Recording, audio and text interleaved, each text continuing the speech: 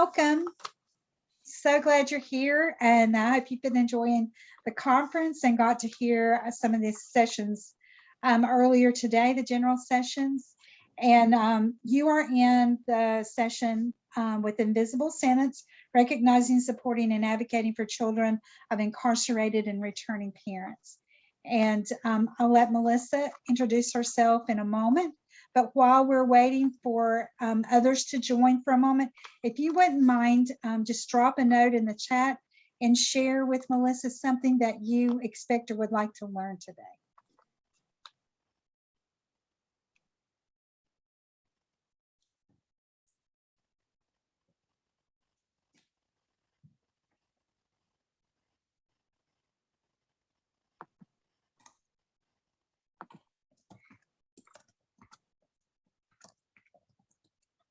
And if you are just starting to drop in, if you would just take a moment and drop in the chat something that you would like to learn today in the Invisible Sentence session.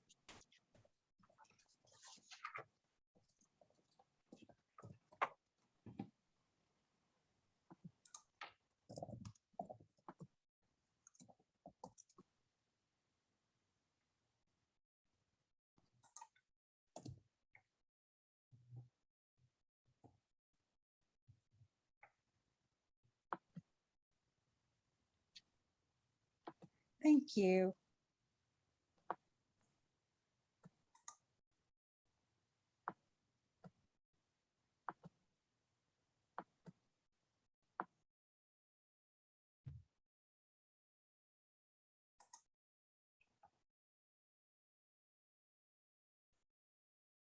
Great. Thank you, Rose and Patrick. And if you haven't seen it, Melissa has dropped in her contact information as well, if you would like to have that.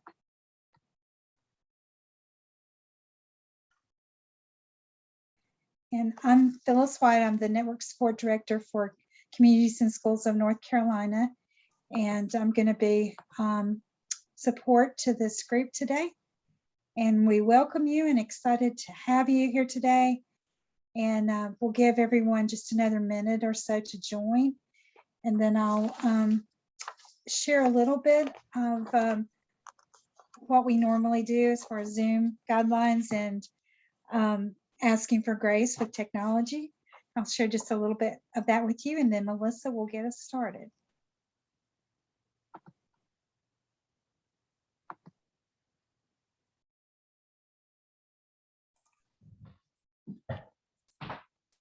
David, I don't know if you can hear us, but it's still showing connecting to audio for us.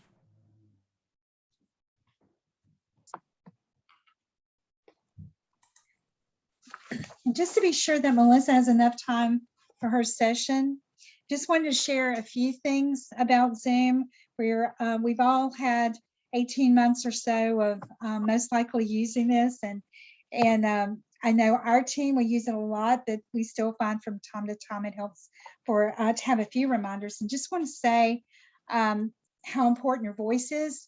It's helpful if you don't, and I think most of you do, it looks like, but if you don't have your name in your little box, to be sure you put your name in there. And one little tip that we learned that's been really helpful is to not have to look at your face the whole time.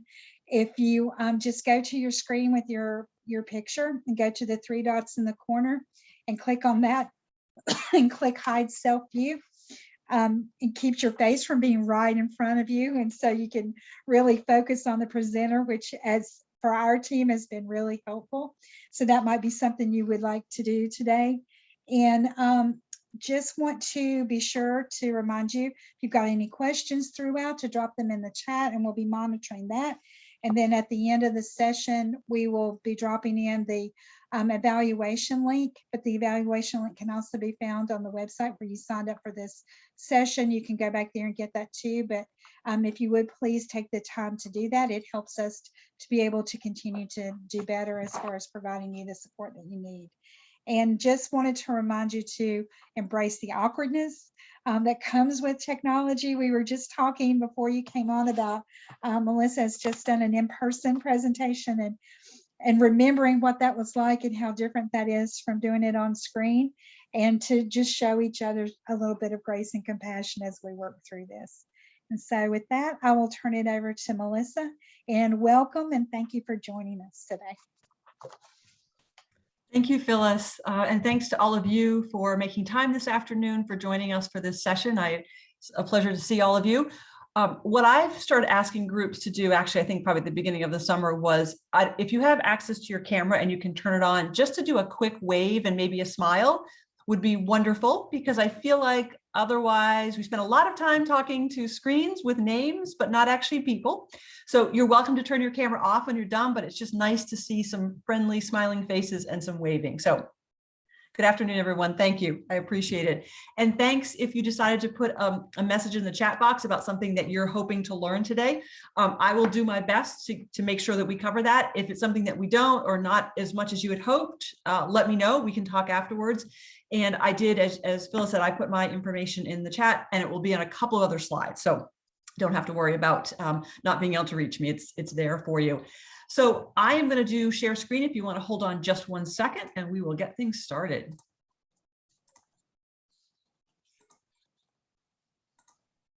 So I'm wondering if someone can give me a thumbs up that they can actually see a screen. Perfect. Great.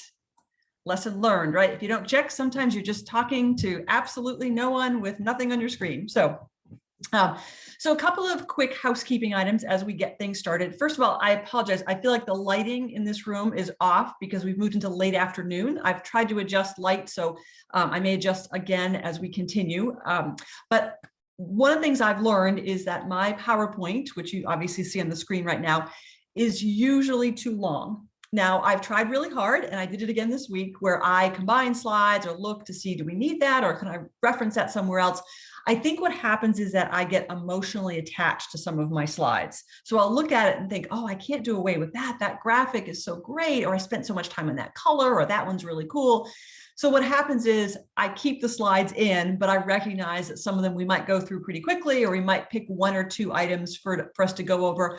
But know that I am happy to share it with folks either through the conference or with folks individually, but it is definitely a resource for you afterwards. Just want to point that out. The other piece of this is I think of this as the start of the conversation, but not the end. We are very fortunate. We have a bit of time here in this conference to talk about a topic that actually can be a fairly big and broad topic. And so I think of it as, let's start the conversation, but recognize that hopefully we're not going to end it when we Zoom off later on this afternoon, but that we can continue it as a group with an individual program, an individual school, a community, whatever seems to make the most sense, but recognize we're starting but not ending the conversation. The other piece of this is that I'm coming to this from an advocacy perspective, not a clinical perspective. So I'm not coming to you as a social worker or a mental health professional. I'm coming to you as an advocate. And I'm going to ask you to put on your advocate hats, which my guess is you have on already, whether you identify as an advocate or not. You obviously advocate for students and youth and the young folks in our community. So really thinking about that advocacy hat here today. The other piece of this is we have, I think, about 12 folks here this afternoon. So a small but mighty group. But I know that even with a group of 12, and probably any size group at this point, that someone here this afternoon has had experience with parental incarceration. Maybe it was your experience growing up. Maybe it's your experience right now. You're an adult child. Maybe you're caring for a child. Maybe you see what's unfolding in your family and you think, gosh, we could be in this situation soon with some stuff happening within family or even within extended family. And so I point that out as a little bit of self-care, because what's happened in the past is that folks, when we were in person or Zooming in, they don't forget about their personal experience. Of course they don't, but they came wearing a professional hat. And so I think it's kind of a little jarring to realize, oh, right, this is also my personal experience. And it can be tough to look at a slide, hear my voice, read the words when it relates to your personal experience. So if that is the case, feel free to just turn your camera off, step aside, we can talk afterwards, but just to recognize that little bit of self-care piece. So there's a group that meets in Europe. They do an annual conference, or they did prior to 2020. They didn't do anything last year, but their conference will be virtual, like this one, in about 6 weeks. And one of the things that's always caught my attention about this group and their conference and the work they do is that several years ago, they developed a tagline to capture the experience of children who have an incarcerated or returning parent. And the first few times I saw the tagline and read it, had a chance to share it with groups, I thought, my goodness, taglines are intended to be short. That's the whole point. I can't believe that they would have such a short phrase or capture so few words that reflect such a large and potentially overwhelming situation. But the more I've had a chance to share it with groups and get reactions and hear what people have to say, and even recognize my own reaction, I realized that they were so deliberate that really that tagline does capture. So that group in Europe, the one that's doing their virtual conference in 6 weeks, their tagline is "Not my crime, still my sentence." Not my crime, still my sentence. Children of incarcerated parents weren't arrested. They didn't go before a magistrate. They didn't have a pretrial conference. They didn't hire a defense attorney. They weren't assigned a public defender. They didn't go through numerous court hearings. They weren't convicted by a judge or jury, and they weren't sentenced. Yet many of them will tell you that what they're dealing with is right what's on the screen, an invisible sentence, a one that people aren't talking about. They are dealing with the implications, the impacts, the consequences, the aftermath of what someone else did, but they're feeling the sentence. So not my crime, still my sentence. So I point that out for a couple of reasons. One is I really feel like it does capture, but two, as a reminder to us that the kids are not the ones serving the sentence. And we may have certain feelings about the parents and what they did or didn't do and how they act and how they're parenting and decisions they make and the path they're on. And sometimes I think that can overshadow or cloud what we were able to do for kids. So what I'll say is sometimes I think we need to separate and we need to say, I'm going to put the parents aside for right now. I need to focus on what the kids need. We probably have to go back because they tend to travel as a team, but right now I'm going to focus on what the kids need. What is it that I can do to support them as they're dealing with this invisible sentence, this not my crime, still my sentence. So if we were together in person, I would pass a little half sheet of paper. It might be bright green, might be hot pink or yellow, doesn't really matter, but this is your homework assignment. And I think the good thing about it, it's not your traditional homework in that I don't need for you to turn it in.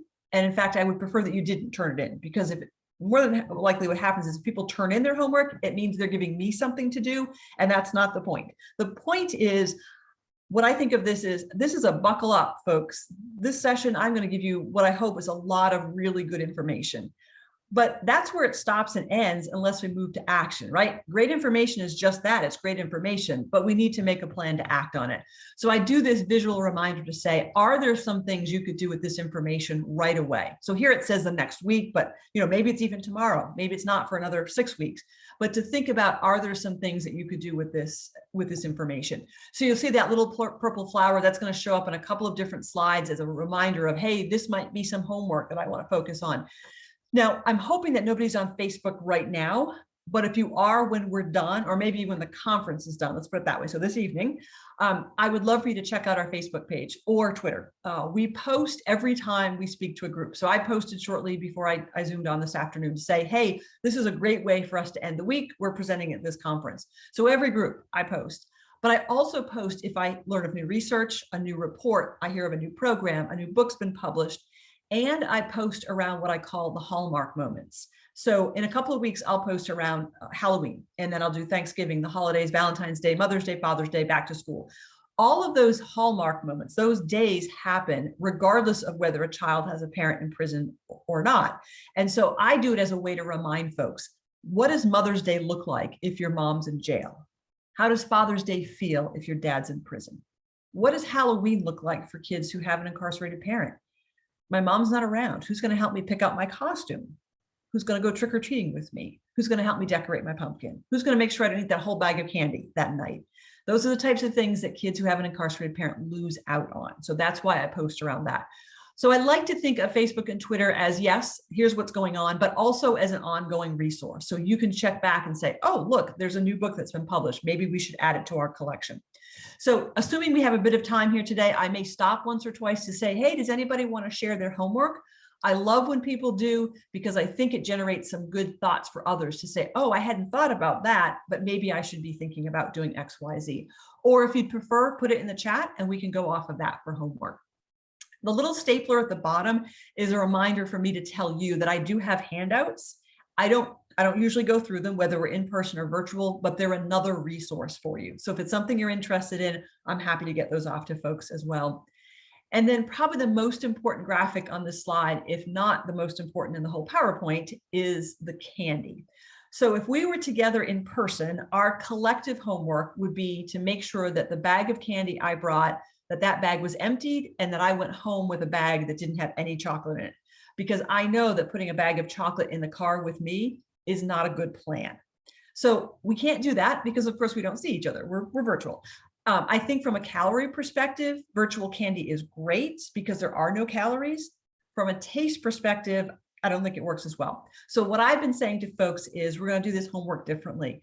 Not if, but when I see you in the community, feel free to cash in. Put your hand out and say that I owe you some chocolate and I would be happy to have you do your homework that way. So I just point that out as some homework. It's going to look a little bit different because we're not actually face-to-face in person.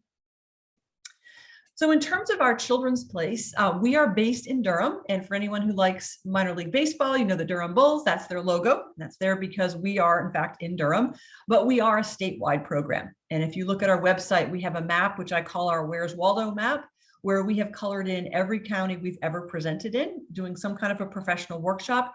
And so that might be part of your homework. If you look at that map and say, wait a minute, we're not colored in, how do we change that? How do we make it so that we can actually be in your community to present to professionals? And then we're part of Coastal Horizons, which if you're familiar with the eastern part of the state and the coast, that is a very large agency based in Wilmington, serves about 55 counties in the eastern part of our state. I point that out to folks. We're part of the Justice Services program within Coastal. I point that out because people often wonder how a group based in Durham got the words Coastal and Horizons in our name. And that's how we got it. We merged with them about 5.5 years ago and became, again, part of their Justice Services program.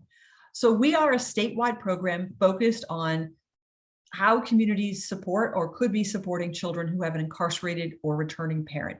And just like the group in Europe was very deliberate in their choice of words for their tagline, we were very deliberate a couple of years ago and added "and returning," because we want to make sure we're thinking about kids whose parents were arrested, who went to jail, possibly onto prison, and then are being released. And that's released back into the child's home or back into the community at large, but thinking about kids along that continuum.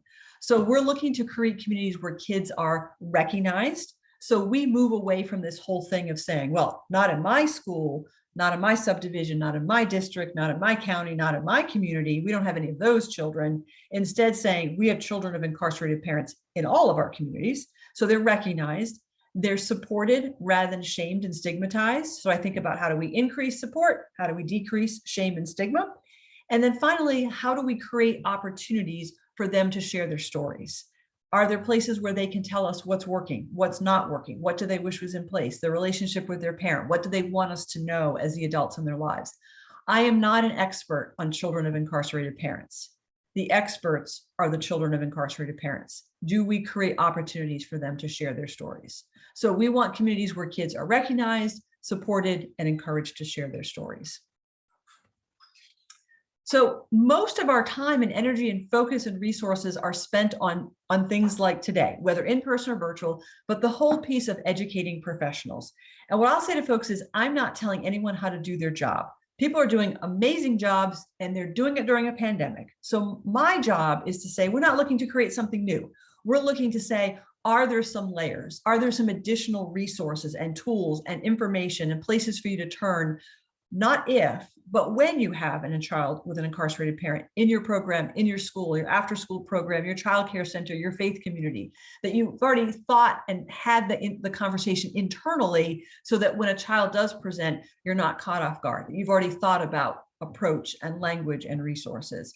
So what I always say to folks is, if the Kiwanis or another civic group call and say, hey, if you come next week, we'll feed you free breakfast, I'm of course going to say yes. That's where I was today. I spoke to a civic group here in Durham. I had free lunch, right? I'm all about free lunch. I don't have to make my own lunch. But I really want to be in front of professionals like all of you here today, because you're already working with kids and families. You have those relationships. So building on that. If you're a part of another group or know of another group of professionals who might be interested in a similar conversation, let us know. If you click on that, when you get the PowerPoint and you click on invite, that's actually going to take you to the map, but let us know. We would welcome an invitation. The second part of where we spend our time and energy is really the piece that has, really felt the impacts of COVID, because these are programs that we had been doing in some of our prisons and in a jail for the first time. They're parent day activities where we give children an opportunity to spend a longer period of time visiting their parents in jail or prison. So we would bring in lunch and board games and arts and crafts and a book display and a photographer. And when our jails and prisons shut down in March of 2020, that shut down, and prisons and jails have been slowly reopening, but not at a point that they're going to allow us to come in to do a program. So I have my fingers crossed that something in early in 2022 will come about, but for the meantime, those are on hold. You will hear me reference Parent Day as an example of a couple of different slides, but know that for us, that's on hold right now.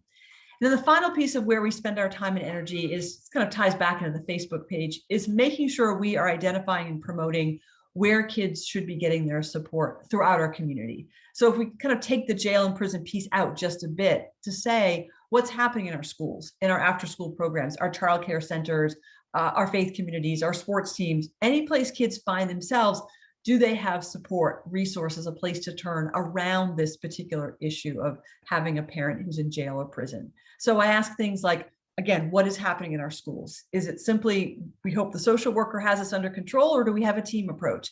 For social services, what's happening at the state and county level? What's happening in our faith communities? Oftentimes, faith communities are doing amazing work with jail and prison ministries. What I'll say sometimes as a challenge is, let's not forget the families who are left behind in the pews. So thinking again, where do kids spend their time? Who do they interact with? Who can be the support in all those different facets of their lives?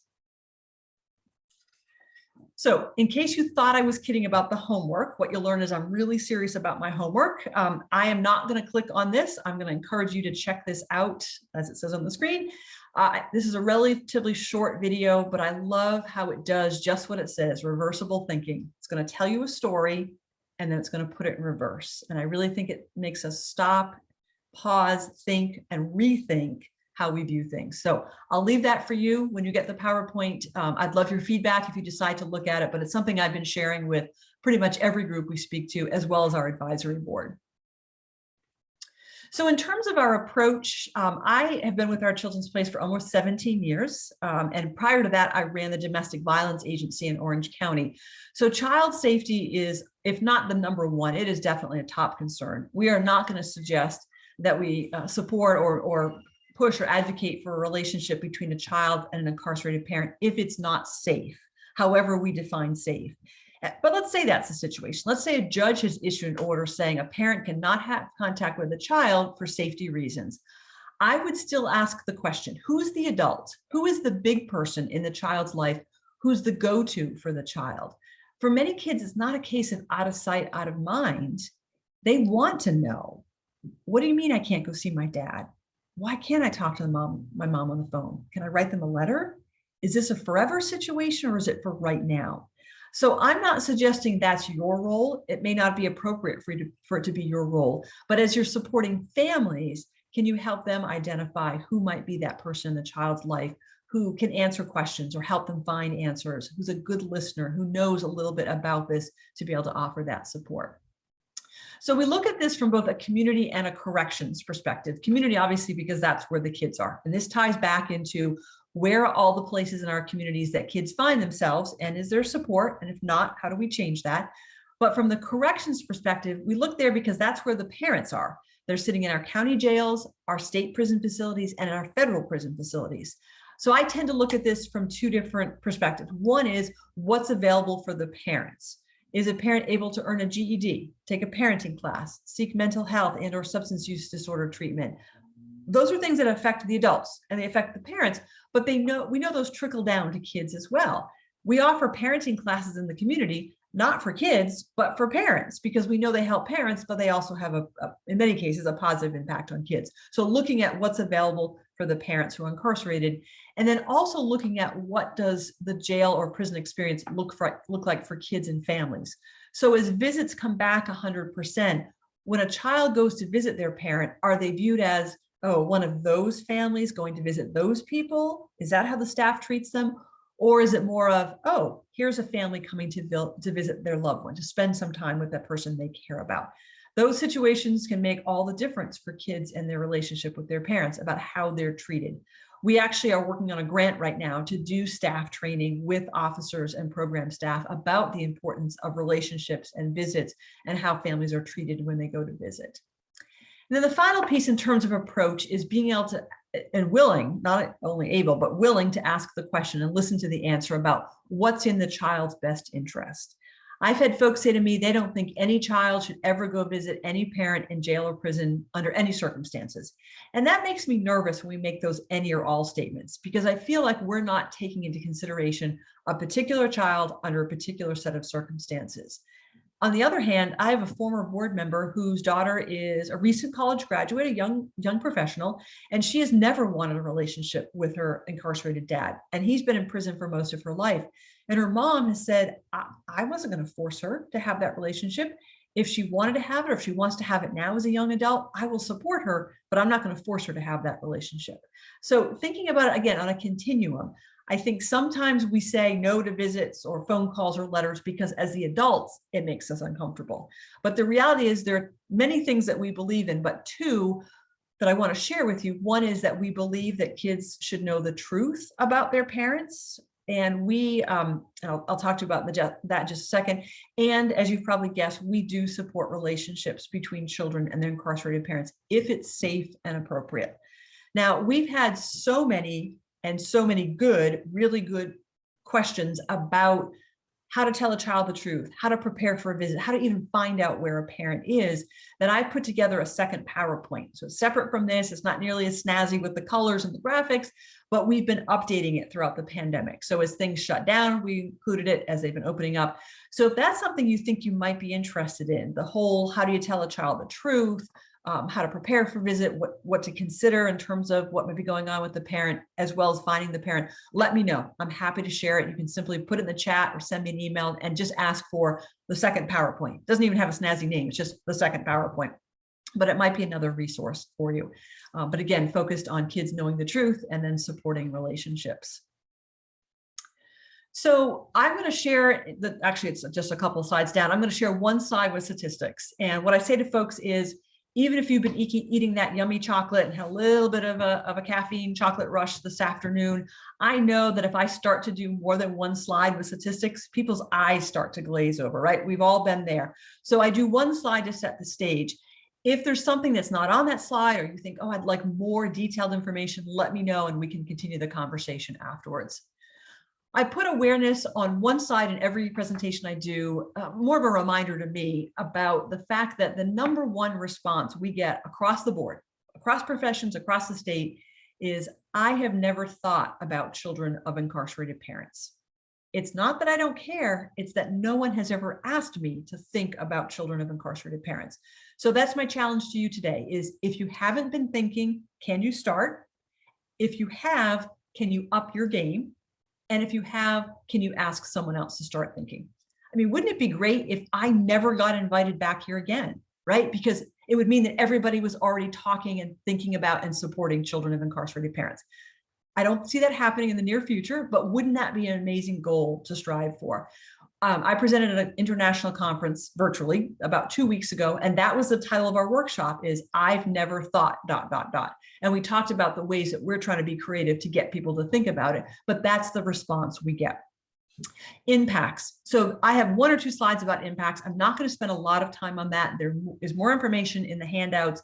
What I've started to move away from, we could spend all day talking about impacts, but it's to say, we know there are impacts. Let's start talking about our response. What can we do to support kids to maybe offset some of those impacts? As you can see, I'm a big fan of you because I put you in all caps, right? That bullet second from the bottom. You're in all caps. You must be important. I'm a big believer in there are things we can do individually, as part of organizations, and as part of communities to support children of incarcerated parents. That whole team, that rah-rah team over there, that graphic on the right, there's not one place, person, or program where kids are going to get their support. They're going to get it from our community, from our teams within our community. So what can we do to be part of the you to support them? And then the final thing is, I would love us to move away from the services, capital T, capital S, for those children, capital T, capital C. First of all, they're not those children, they're our children. And then when I see the services, I imagine this checklist, either actual or kind of a visual that folks have on a checklist of things that we must do for every child with an incarcerated parent. And I think in many cases, it means that we don't bother to ask what a particular child needs. Not every child needs to see a counselor. Not every child needs to be in a support group. Some kids do. Some kids need it right now, but not forever. Some kids need a mentor, or they need tutoring, or they need someone they can talk to on a much informal basis, or they need access to a book that talks about their experience, or they need, and the list goes on. But willing to say, what do kids need, not just the services, that suite of services that we would provide without bothering to ask. Now, what you don't see on the slide, but in my notes, it's big, purple, bold, highlighted, is the word promise. Because what I'm going to do is I'm going to promise to you that this is the last slide I will read to you. I don't know about you, but I find it's dreadful when people read their PowerPoints to me. If you have a question, you're going to raise your hand, you're going to unmute, you're going to put something in the chat, you're going to send me an email afterwards. But I don't want to get into reading every single bullet on every PowerPoint. I think that defeats the whole purpose of us being together, at least virtually in person. So a couple of questions, and you obviously can read them, but there are 3 questions. And what I'll tell you is the questions are guaranteed, right? They're there on the slide for you to read. I actually put them on a couple other slides at the bottom as a reminder. So it's, what do the kids need? What do you need to support them? What do the parents need? What I'm not going to guarantee, though, are the answers. And the reason I say this is I did a workshop about 2 years ago where I had the questions, and then someone came up to me afterwards a little bit annoyed. And what she said to me was, you didn't give us the answers. And I said, oh, well, I don't guarantee the answers. Like, I can't leave here without the answers. And I said, I'm sorry, but I think the answers are exactly what we're talking about. Questions that you can take back to your organization, or maybe families you work with, to start asking the questions. What do the kids need? What do you need? What do the parents need? And when I say parents, I'm actually thinking more caregivers. So it might be the other parent, but maybe it's a grandparent or an older sibling or a foster situation or some other arrangement completely. What do they need in terms of their own support, but also in their ability to support kids? But as you'll see, it's also, I also put an asterisk there because I'm also thinking about, what does the incarcerated parent need? And again, if we go back to supporting relationships where it's safe and appropriate, are there ways that we can engage the incarcerated parent in the child's life, whether that's school, outside of school, another program? Are there ways to do it? Short answer is yes, and we'll talk about that in a few slides. Longer answer is it's more involved because, of course, they're incarcerated. But those are the questions. Again, there'll be on a couple other slides at the bottom. But again, purple flower might be another homework assignment, is take those questions or some variation of them back to your organization and say, how do we answer these? How do we find out the answers? Are these the best questions, or should we modify them slightly to meet our particular program?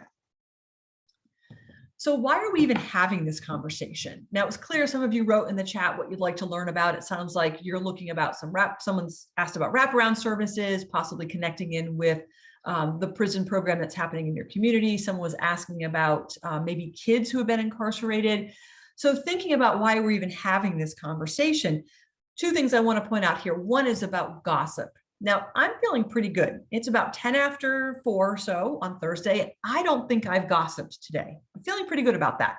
Now, the day is still young, right? We still have lots of time, and tomorrow is a whole new day to gossip.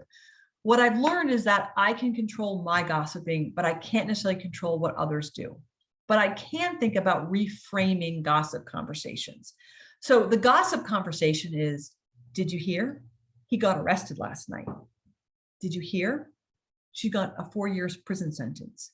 Did you hear? He's coming home in 2 weeks. That's the gossip. Reframing that, framing that would be to say, what do you think it means for little Johnny, who watched his dad get arrested last night, or came home from school yesterday and his dad was gone because he'd been arrested? Reframing it is, what do you think it means for little Johnny, who learned that his mom's going to be gone for 4 years? Reframing it is, What do you think it means for little Johnny who learned or will soon learn that his dad's coming home in 2 weeks? So we're reframing those conversations. In many respects, it's helping us to do the second, which is to stop overlooking children and families who are left behind. The conversation tends to be about who was arrested and charged and convicted and released, but not oftentimes including those who were left behind. The other reason for having this conversation, and there are probably lots of other reasons, but the other one I want to point out is about the messages kids get. And if we were in a room together, we probably would go around and say, hey, can you share a message you've heard? Because my guess is everyone has heard some message. Maybe there's some of these, maybe there are others, but I want to share with you a couple and then end on hopefully a more positive message. But kids can feel, and it can be reinforced by family, that what happened with their parent is their fault. Now, you either have been kids, have kids, may still feel like you're a kid, know kids, work with kids, and you know that sometimes kids think that the world spins around them. So I did this as a kid, this happened, I must have caused it, good or not so good. Kids may feel like their parents' incarceration is the same thing. And they may be hearing things like, if you hadn't told them at school what was going on with your dad, he wouldn't have been arrested and we'd be still in our house, not this little apartment. Or if you hadn't gotten into a fight at school again last week, the teacher wouldn't have had to call your mom again. Your mom would have been stressed. She wouldn't have started using. She wouldn't be back in jail. Again, kids think, I did this, this happened, I must have caused it. So I think that any opportunity we have to let kids know that it's not their fault, it's not their responsibility, we should take full advantage of that. Another message kids get, and I think we've all done this, and my guess is no one's done it maliciously, is we say things to kids like, oh, you remind me so much of your dad. You look just like your mom. And we've all seen this. You take a parent, you put them on the copier, you hit reduce, and what comes out is a little version of the parent. They look just like the parent. There's no denying. But I think about the message behind the message. So if you're saying to me, I look just like my mom, but 2 days ago, I heard you say some not so great stuff about my mom, or 6 weeks ago, you gave me this face when somebody mentioned my mom, the eyebrows, the grimace, the body language. So that I know what you think about my mom. So if you tell me I remind you of my mom, what's the message behind the message? Do you think I'm like my mom? Am I destined to follow in her footsteps? Do you have the same feelings about me that you do about my mom? So how do we, again, maybe think about reframing that and maybe taking a slightly different approach. So instead of saying, you remind me of, that I remind you of my mom, how about something like, you know something, you remind me so much of your mom, and your mom is an amazing artist.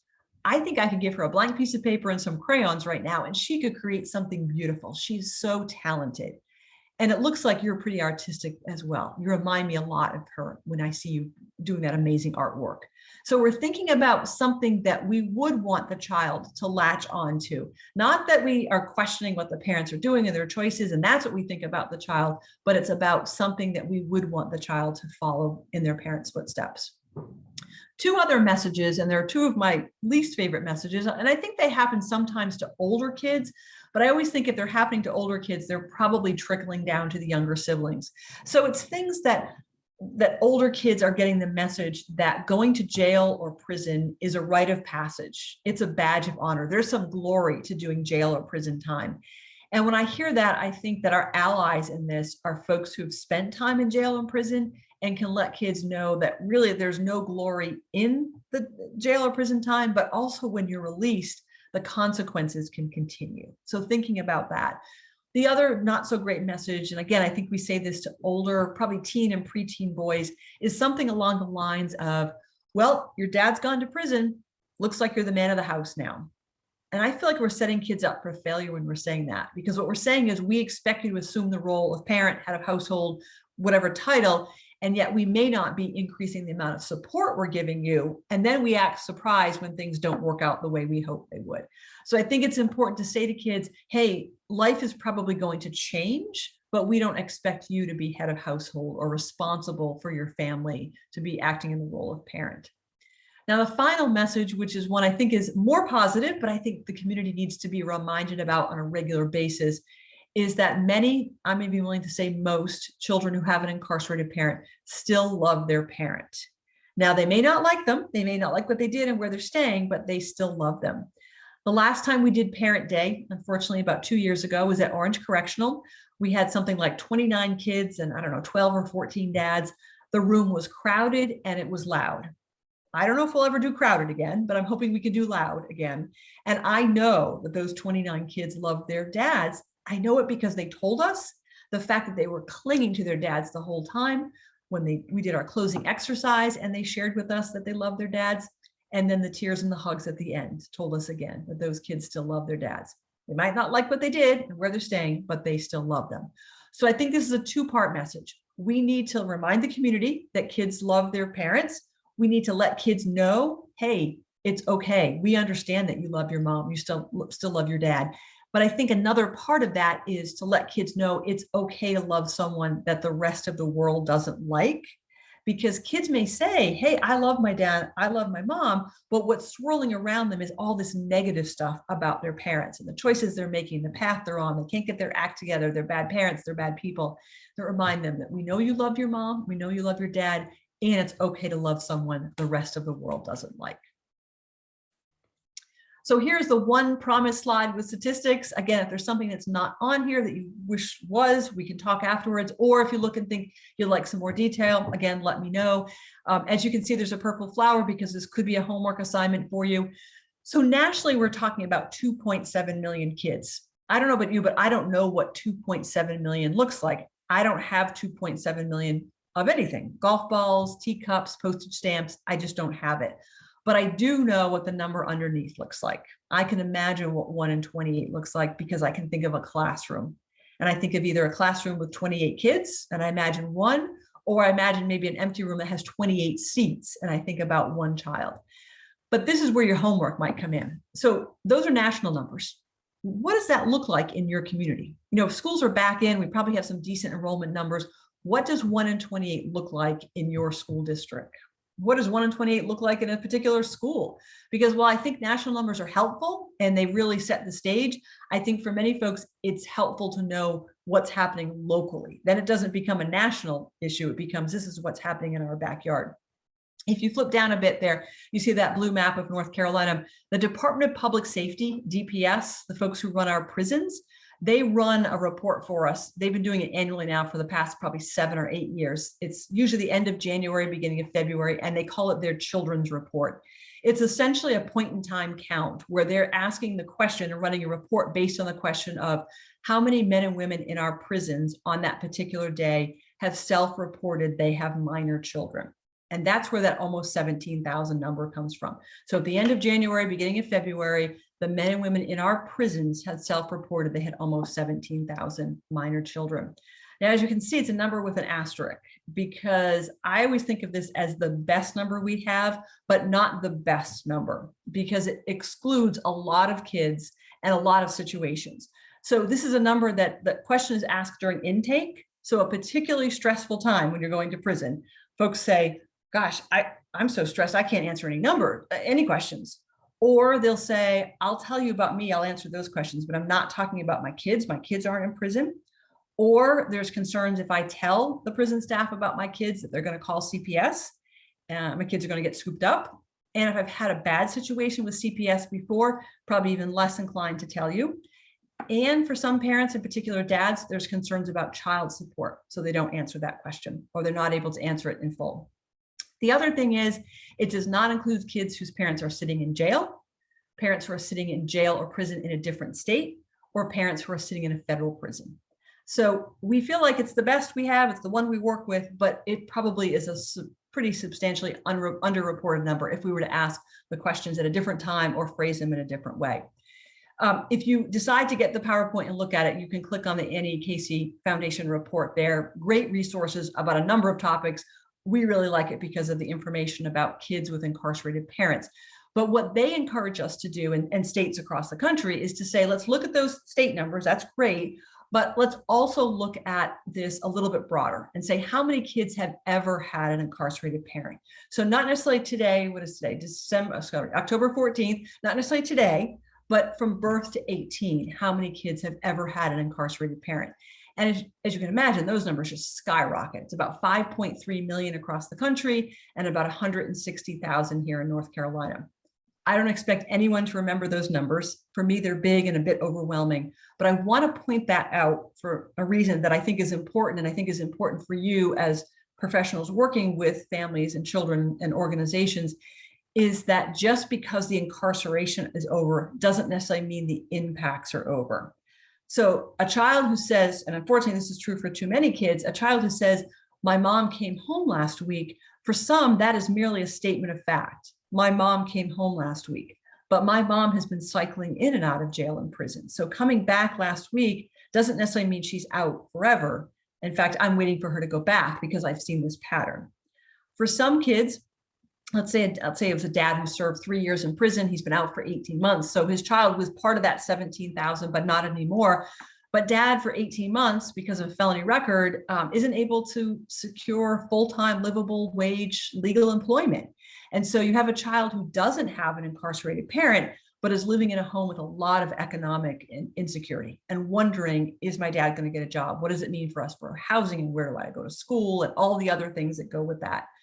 Let's say a somewhat younger child whose mom served 6 months in jail. So that child was never part of that 17,000 because mom was in jail, not prison, but she's been out for 3 months. And so we figure, well, we're done, right? The family's that's passed, not going to happen again. Family's over that. Except mom also has a criminal record, maybe not a felony, but a criminal record. And she's having a hard time finding safe, secure, affordable housing. So here you have a child who doesn't have an incarcerated parent, formerly incarcerated, doesn't have right now, but is living with a lot of housing instability and wondering, where are we staying tonight and tomorrow night and next week? And where am I going to school? And where's my stuff? And so that has an impact, even though that incarceration is over. Now, the final piece of that in terms of the impacts may continue is that we know for some kids, parents are facing deportation. So the end of a jail or prison sentence here in North Carolina is really not the end. It's actually just leading to another system, which I think adds more layers to how difficult that relationship can be to be maintained, because they're now moving into that deportation system. So again, incarceration is technically over, but the impacts can continue. So I know you all know Sesame Street. We'll move over a little bit to talk about resources for a second. I know you all know Sesame Street. What you may or may not know is that a few years ago, Sesame Street launched a new Muppet and new materials, a new toolkit. So Alex, who's that orange Muppet in the middle of your screen with that shock of blue hair on his head, his dad is in jail. And so they created a toolkit. It's in English and Spanish. It includes materials for caregivers, parents, and kids, as well as access to online resources. And it's intended for kids 3 to 7, 3 to 8. We've used it at Parent Day with older kids. I think sometimes with older kids, you have to say, I know it's too young. I know you're not into Muppets, but let's talk about what Alex has to say. So much of what Alex talks about, I think kids even older, kids on to high school and into college even, can relate to many of the things that Alex is talking about. So we have the Sesame Street kits. If you're interested, let me know. You can put it in the chat. There's my email or phone. Feel free to call or email to request one. I can send it to your house, to work, to street address, PO box, wherever you get your mail, I can do it. I want to point out that my favorite line in the DVD is about 3/4 of the way through. Alex talks to Sophia. Now you meet Sophia at the beginning. She is a non-Muppet. She's a human. And she tells Alex at the beginning that she can relate to what he's going through because her dad was in jail when she was growing up. And again, about 3/4 of the way through, Alex says to her that kids are teasing him. And it's not clear if it's on the bus or in school or the playground. It doesn't really matter. But they're teasing him, and they're saying things like, oh, you're going to be just like your dad. You're going to go to jail. And she says, Alex, I'm sorry that's happening. I really hope it stops. But if it doesn't, I hope you'll tell me or another adult. And that's my favorite phrase, is or another adult, because that's us, folks. Wouldn't it be amazing if the Alexes zoomed on right now to this room and said, oh, here are the other adults. Here are the people I can talk to. Here are the good listeners, the folks that ask me good questions and help me find answers to my questions, who understand I still love my dad, who want me to be able to talk about what's going on, who want me to share with them what's working, what's not working, or another adult. So again, homework, ask me if you like Sesame Street, but also to think about how we can all become or another adult for the Alexes of the world. So I mentioned impacts, and again, there's more in the packet of materials I'm happy to share with folks. This is a relatively new slide, and I have started using it now with all of our groups. The link to it is at the bottom, a really great article as well. And it's written by one of those voices of lived experience. It's a young professional whose mom was in prison when she was growing up. What I like about this slide is I like that it captures a lot of information, but I think in an easy to read format. And I think encourages us to think about different systems that kids are in and how parental incarceration can have an impact on the system and what's going on for the child. So I've already mentioned housing and just financial instability. I want to point out the bottom one where it says changing caregivers. I actually broaden that a bit and just say changing relationships. So it may be that, yeah, we're talking about the relationship between the child and the parent, but I think about the relationship between the child and the caregiver, what that looks like, how that may change when the parent's incarcerated and then when the parent's released.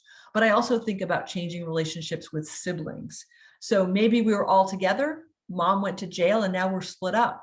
So am I going to get to see my brothers and sisters? Can I talk to them? Are we going to be back together? Who's caring for them? Are they going to be able to take care of me? So all those relationships with siblings can change as well. So I encourage you to check out the link, check out the article, and then come back to this particular graphic and think about kind of where you fit into this and thinking about systems and what's happening with kids. So I'm going to pause here for just a second because I've been doing all the talking and you've been really good listeners, but I want to make sure we don't have anything in the chat. And I'm going to ask if we could have one person willing to share their homework with us about something they think they might do to take action on some of this information.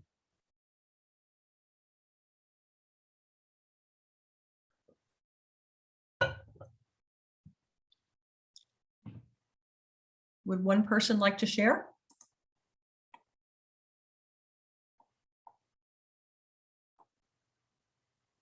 Okay, so I'm looking in the chat. Somebody's already, Patrick, you have already helped with the homework because you're asking for the second PowerPoint. Great, good. We'll come back to homework. So I will be happy to send that off to you. The next few slides are what I call my take action slides. So might tie in your homework quite nicely to think about what I can do with this information. But again, not going to read all the bullet points. I'm going to pick out one or two from each slide. This one, I'm going to start at the bottom. This is a link to a CNN story. And you may look at this and say, well, I'm not a teacher. Doesn't apply to me. I would encourage you to check it out because even if you're not a teacher, it might be a tool and a resource you could use and or you could share it with a teacher. So thinking about taking action and homework with that. The second from the bottom, that bullet, I do want to spend a minute or two talking about in terms of language. I'm going to start with the second piece first. So jail versus prison. We tend to use those terms interchangeably. The reality is they're two very different birds that create two very different experiences for families and for kids. I apologize if you know this, but I just want to make sure everybody has the same information. So jails tend to be locally run, usually by a sheriff. We pretty much all have a jail in our community. Prisons at the state level are run by the Department of Public Safety, DPS, and there's something like 57 prisons across the state, which means that we don't all have prisons. So I'm here in Durham, we have a jail, but we don't have a prison. On either side, I have Orange and Wake counties. They both have jails and prisons. So it just depends on what community you're in. Jails are intended to be for short stays or people awaiting trial or sentencing. Prisons tend to be for longer sentences. That's not always the case for either one of those, but those tend to be the differences. And then in terms of the language that we use to describe parents. So I have a list of probably 13 different words that we use to describe the folks who are in our jails and prisons. And you've all heard them. They're inmates, they're cons, they're convicts, they're perpetrators, they're perps, they're offenders, they're felons, the list goes on. Sometimes we actually just say they're bad people. And sometimes we actually just call them the numbers they were assigned when they went to jail or prison. But I think about the titles, terms, and words that kids use. Mom, dad, mommy, daddy, mama, pops, whatever title, term, and words they're using. Let's go with that. I mean, I'd never say to a child, so how's your con mom? How's your felon dad? That hurts my stomach to say it to a screen. I would never say it to a child. And yet what do kids hear? That's how their parents are referred to, as all those words. And then when they leave jail or prison, they're an X. So let's think about the words kids are using and let's keep the list, my list, for the adults. And we're talking about the justice system, but thinking about that. Thinking about this particular slide, I want to point out, again, I hope you have a chance to go and look at it and think, oh, there are some things that might apply to my particular organization or community. The one I want to point out is the one with the, of course, with the purple flower, Together Apart. So I'm excited about this for two reasons. One, that we have it, and two, how it came about. So I always give examples of how kids and their parents can do Together Apart activities. And early part of 2021, I was doing a workshop and someone in the group said, do you have a handout about that? And I said, we don't, but based on that question, it sounds like we should. So we do now. So that makes me happy that we have it. But what makes me really happy is that we had 5 families with lived experience who helped us put that together. So 5 families looked at it and said, this is what we did when my loved one was in prison. Or a parent said, when I was in prison, here are the things that we did. So you're going to look at this. If you're interested, I'm happy to send it to you. And I'll tell you right now, you're never going to look at Taco Tuesday the same again, because one of the moms wrote that when the father of her children was in prison, she found out what the meal rotation was and would try to make sure that there was at least one meal, I don't know if it was a week or a month or however often, where she made sure the kids were eating the same meal that dad was eating when he was in prison. Now, the kids' food was probably much better, but that they knew that on that Tuesday, kids were eating tacos at home, dad was eating tacos in prison. Together Apart activities. So the 2 examples that I used to give before we had the handout, one's very low tech and simple. Let's say at 7 o'clock every night, a child looks out their bedroom window and looks at the sky. Now, maybe it's cloudy, maybe the stars are twinkling, maybe it's raining, maybe the moon is full, doesn't matter, but they're looking at the sky and thinking about their parent. The parent is in jail or prison, looking out a window or door, whatever they have access to, looking at that same sky, same clouds, twinkling stars, full moon, whatever going on in the sky, and thinking about their child. And they know that at the same time, they're both looking at the same sky and thinking about the other person. Now, a more involved piece of this, which I would love to see more of, is a child picks a favorite book, or they pick a book they would like to read. We get a copy of that book into the child's hand to the library, a donation, someone loans it, doesn't matter. And we work to get a copy of that book into the parent who's in prison. So now they can read that book Together Apart. Maybe they say every night at 6:30, we're going to read Together Apart for 20 minutes. Or maybe dad's willing to read a part of the book to the child on the phone. Or maybe they write letters back and forth about that book we're reading Together Apart. So if you're interested, again, put it in the chat, send me an email, but I would be happy to share that with you as well as another resource. This one, a couple of things here. I mentioned early on about kids whose parents are coming home or back in the community. This might be a homework assignment for you, is to find out what's happening with reentry in your community. Now, in some communities, there are very active, formal reentry councils.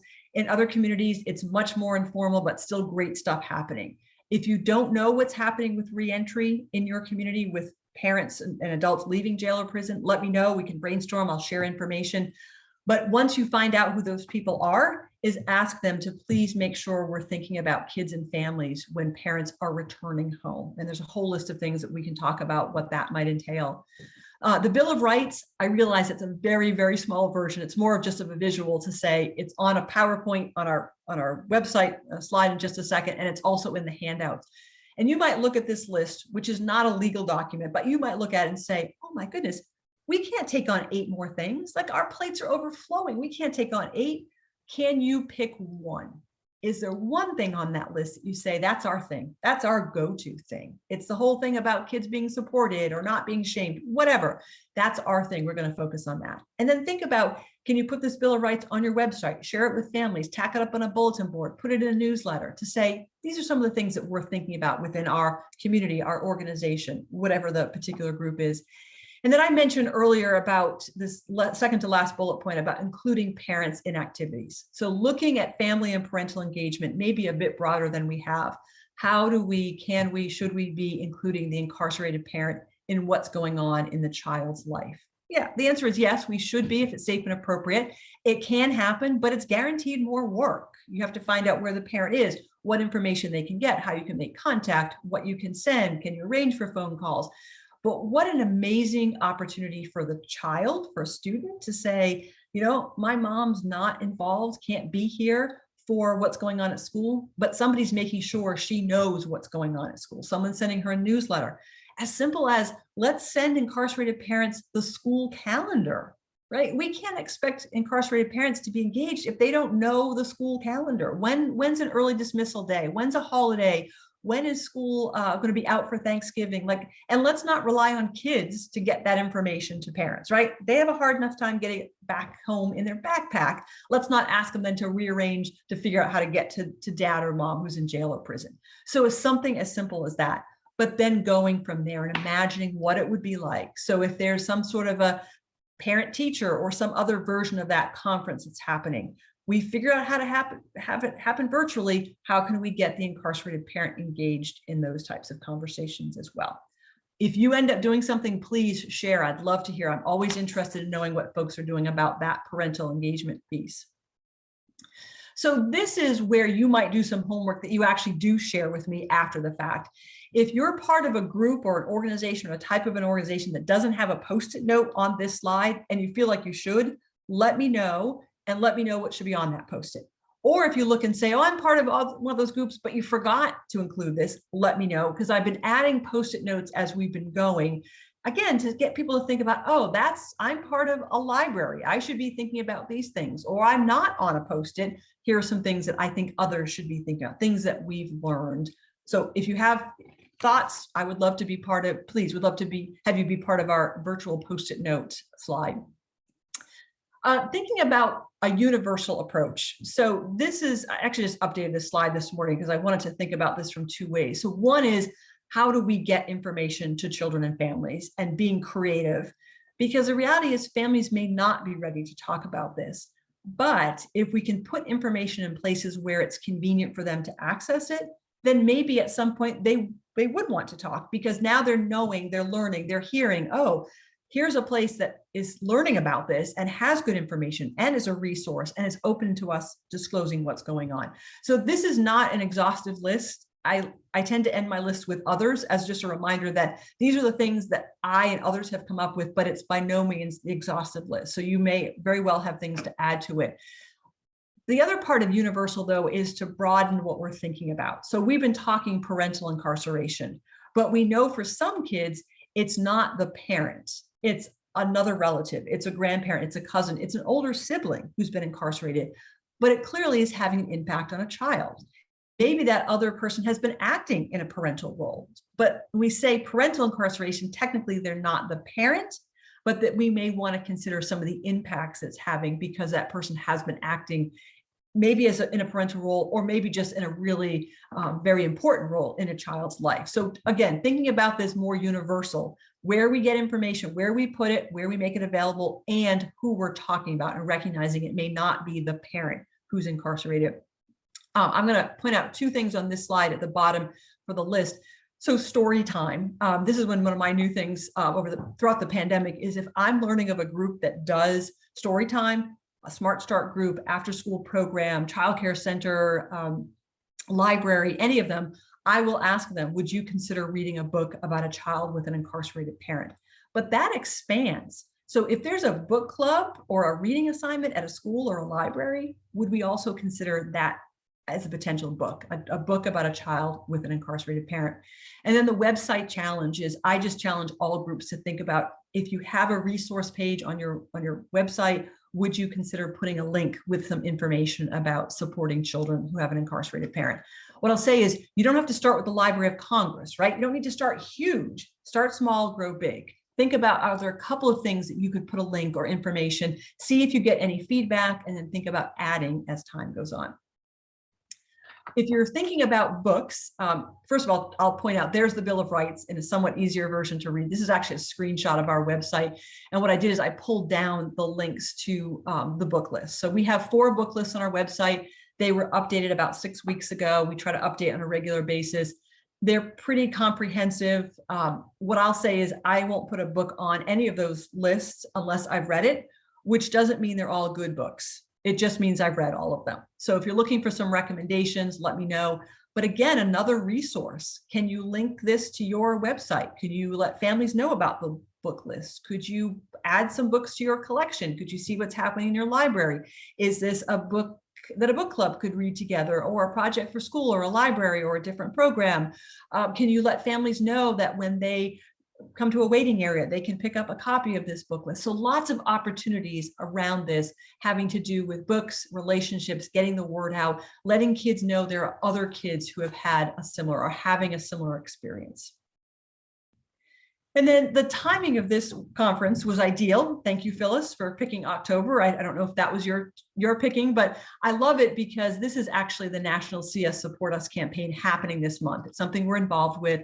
And again, some more action items here for you to check out the CS Support Us website. Really good resources. And what we've been trying to do is the focus this year is educational well-being. And I think that tends to be simply the classroom and schools. And what I've been saying is, hey, education happens beyond that. So let's do schools, classrooms, and our community. So I would encourage you to check out the website and then share it with others, whether it's you in your role, it's an educator, other folks who you think might be interested. And then I will let you know, and I'll flip over to the next slide. We're actually hosting a virtual panel in 2 weeks. We have 3 panelists who are all young people, 1 high school, 2 young college, talking about their experience having an incarcerated or returning parent. So again, it's something you may decide to join us, share with others, post on social media, lots of opportunities to do that as part of the CS Support Us. But in the meantime, all those other resources are available and the site stays live year round. So don't panic if November 1st comes and you think, oh, I missed that. It's all still going to be there. They've been doing weekly tips. The first week was actually about after school programs. This week's tip was about including incarcerated parents in their children's lives. So I am going to close with a quote from this documentary. And again, another resource for you, the documentary, this Echoes of Incarceration, they've made several. This quote is from one of their earlier documentaries. They've made one more recently that's about grandparents who are raising kids who have incarcerated parents. So you get to hear grandparents, which is a whole nother topic about grandparents raising a second generation. They talk about the fact that, of course, they'll care for their grandkids. They wouldn't have it any other way, but that's really not what they had planned for this point in their lives. And kids saying they love the fact their grandparents are caring for them, but really they want their parents to be caring for them, and how those two worlds come together. So I would encourage you to check that out. But the quote that I close with every time is one from one of the early documentary makers. And I don't know any of his backstory, but I think what he has to say is just so captivating that I feel like it's a great way to wrap things up. So his quote is, "To support a child whose parent is incarcerated, the support has to be genuine, from the heart. A child can tell if you don't fully believe in them and their potential. And when someone does, it can make a world of difference. Remember, it's not so much about what you say or what you do for the child. It's more about how you say it and how you do it that counts. You really have to put yourself in their shoes in order to understand their pain and comprehend how to properly help them heal." So that's my information. I mentioned earlier about starting the conversation, but not necessarily ending it. If you'd like to continue the conversation and or cash in for the chocolate, here are all the ways to reach me except for carrier pigeon, right? I think everything else is there: email, Google Voice, phone, Facebook, website, Twitter, all the ways that you might want to reach a person. Those are the ways that you can reach me, and I would welcome the opportunity to continue the conversation with all of you. So I'm going to hit pause. I'm going to grab something else to drink. I'm going to check in with Phyllis about time. And then if we have time, I'd love one more person, although I'm up for 2, but one more person to share their homework with the rest of the group. Thank you so much, Melissa. And I did drop in the chat the evaluation. If you would just take a moment and click on that. And Melissa also picked up Patrick's request and emailed that to you, so you'll have it in case you miss it from the chat. And I've tried to take notes. You have a ton of great information, so I look forward to getting that, and we'll do what we can to get that out to our network as well. So, and then I'll turn it back to you. We have, before the session is expected to be over, we have about 6 minutes left. But there isn't anything after this. If there's a conversation that needs to happen and anybody is wanting to stay on for a few more minutes, and if Melissa has time, but we have about 6 more minutes right now of the plan session. So if there's any questions, please feel free. And I'll turn it back to you, Melissa. Great. Well, I would love questions, and I would love one more person to share their homework. I'm a Libra, which means I'm all about balance. So I need like 2 or 4, right? Even numbers work better for me. So someone would like to share their homework. And for folks who put information in the chat earlier about things they'd like to learn, tell me a little bit about where things stand with that in terms of, do you need more information? Was this even close? Like, what can I help you to answer those early chat questions?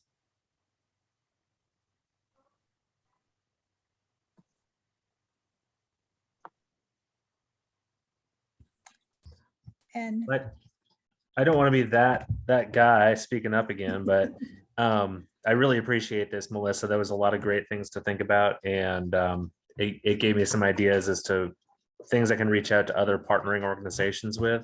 In particular, I really like the Together Apart. Made me think of collaboration that our prison ed program has currently with Asheville Prison Books, which works to get books in the hands of folks inside. Yep. It would be awesome to do an inside-outside reading program where they're getting books to the kids outside and getting books to the parents inside and reading the same book at the same time. That's just a wonderful idea, and I appreciate the opportunity to think about these things that this space has provided. Well, thank you. And I think that is such an example of so many ways to tie in, right, in terms of community involvement and what's happening with folks already doing the books, getting at the prisons, and literacy and encouraging reading. Like, there's so many different ways of looking at that one particular example. And I'm glad you brought that up. So one of the things that I've done this month as part of CS Support Us, and the library in Asheville has actually taken us up on this, is that I sent out a targeted email to about 16 libraries across the state and said, for the month of October, would you consider adding to your collection, putting up a book display, putting stuff on the screen, doing bookmarks or other types of things. And so it's been interesting to see who's done some things, what they've thought about doing. And that's some good food for thought, because now I can say to other libraries, hey, this is what this group has done. Would you consider doing something like that in the future? So other thoughts or questions that folks would like to, or homework that they would like to share with us?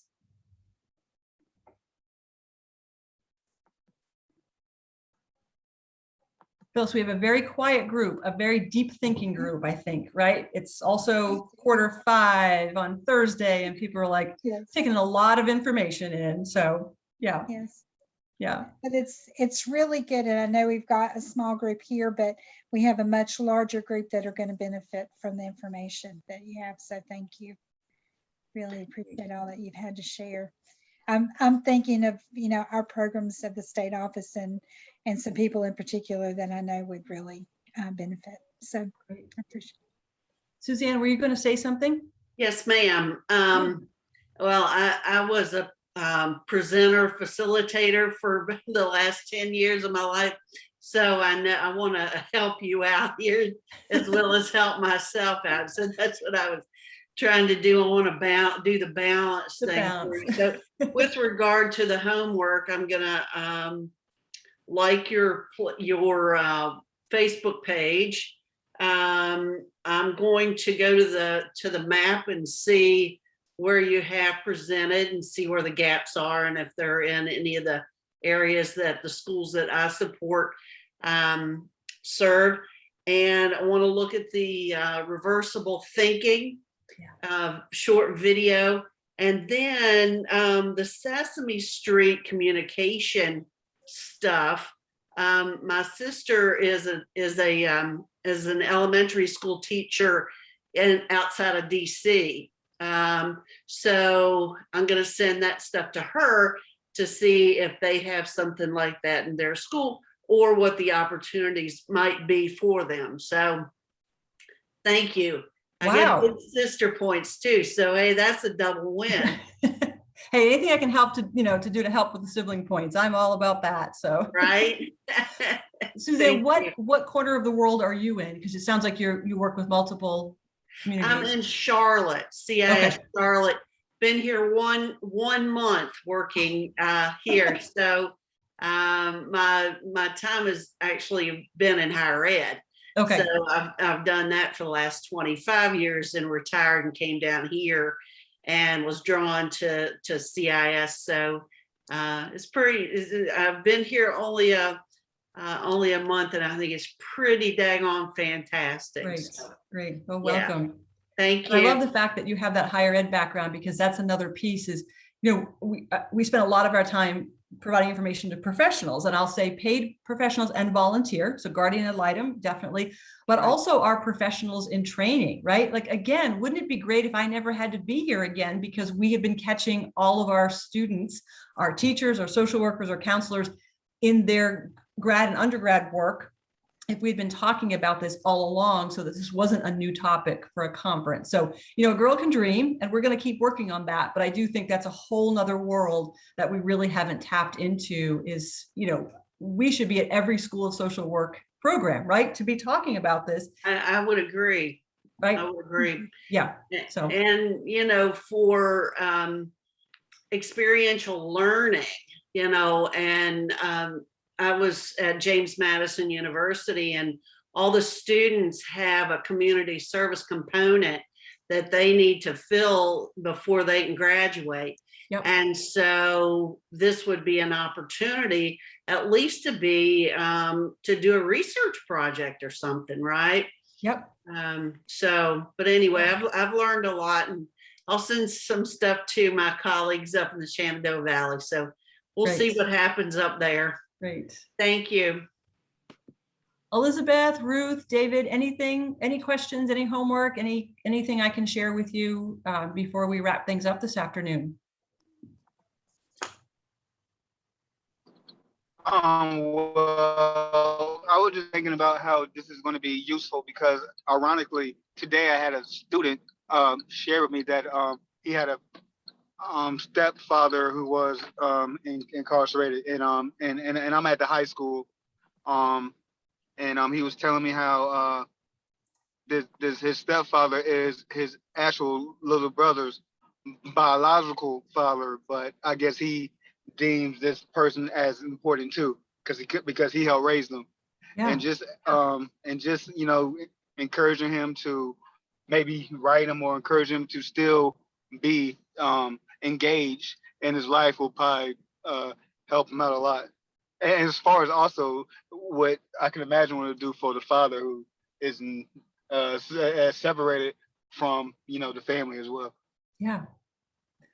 Well, thank you for sharing. I hate to say good timing, but maybe it is. And it's not included here, but I also have a list of some resources that are good for older kids, high school kids, that kind of moves away from Sesame Street. So if that's something that's helpful, just let me know. Oh yeah, most definitely, because I think that will be helpful. Yeah. Yeah.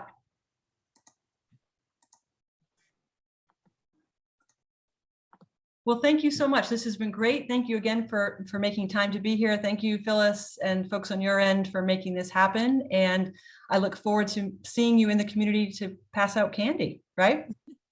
Right. And we look forward to talking with you again soon. So thank you Sounds so good. much for coming. Yep. Okay, take care. Okay.